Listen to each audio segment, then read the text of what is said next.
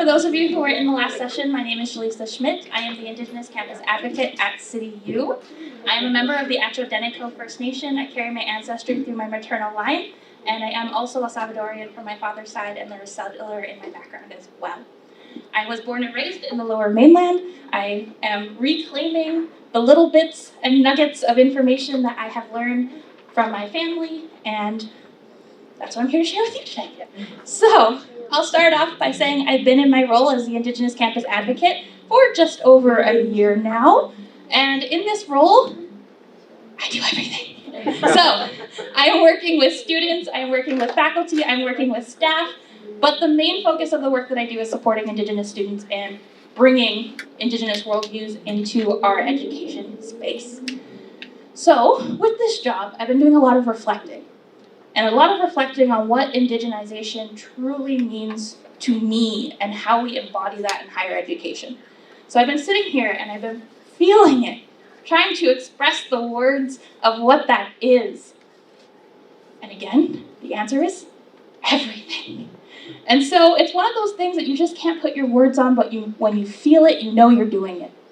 And so over the last couple months at CityU, we've done a lot of great things that I would like to highlight, from Truth and Reconciliation Week, where we had those difficult conversations and brought education about the experience of Indigenous peoples, to exciting things like celebrating National Indigenous Peoples Day and History Month, and learning about dances and songs and traditions and all of those beautiful things.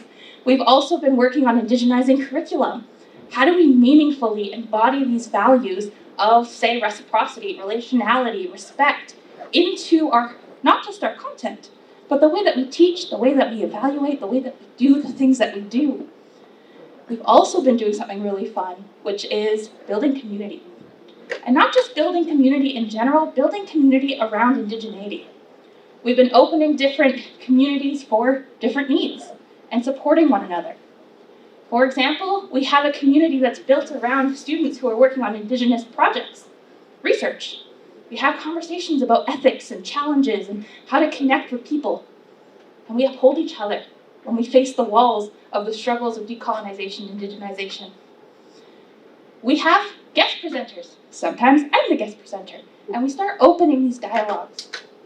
And we're currently in the works of creating an advisory board at CityU to really guide the way of indigenizing and making sure that we have multiple Indigenous voices and not just mine, because there's no way that I can represent all of us. But there's one thing that has been the most significant for me, and I think to our institution as a whole. And I'm going to humbly say, it's me. Not me specifically, but my role. See, I'm very humble and loud. So, I will humbly say that the Indigenous Campus Advocate role has been one of the better ways of supporting Indigenous students. And the reason it has been so successful in my eyes is, one, it's built community. It has created this community of just being. And I think that's one of the best things that we can do for Indigenous students in higher education, is create a space where they are free to be. To drop all of the weight of trying to fit in and just exist, rant, rave, say things in their languages to each other.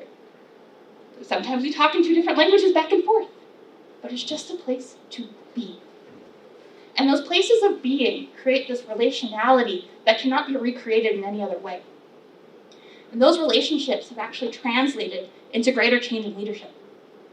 Because although those conversations and places of being are confidential, they also give me permission to share it anonymously with the school and say, hey, these are the things that they're experiencing. These are the things that we need to fix. These are things we can fix because we have empirical evidence that they need to be done, and this is what is being asked for. And so, when we're working through this work, the foundation of it all, and what we've been building in this past year, has been the relationality that brings a culturally safe space. And so when we create those spaces where students can be heard, not just one-on-one, but from an institutional level that will take action and respond to their experiences, we can do great things.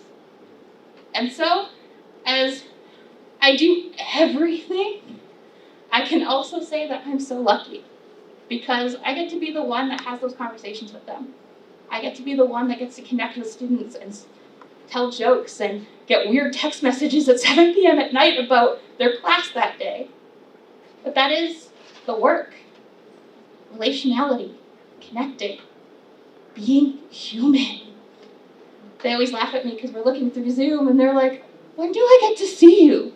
And I'm like, right here. They're like, see you. Because we built that relationship of connection where they just want to be connected.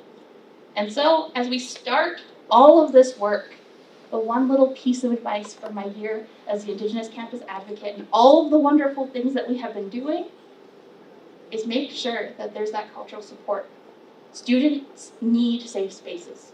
Indigenous students need a place to go, whether it's ideally physical, but even if it's virtual, somewhere that they are heard and understood, because we have very unique experiences.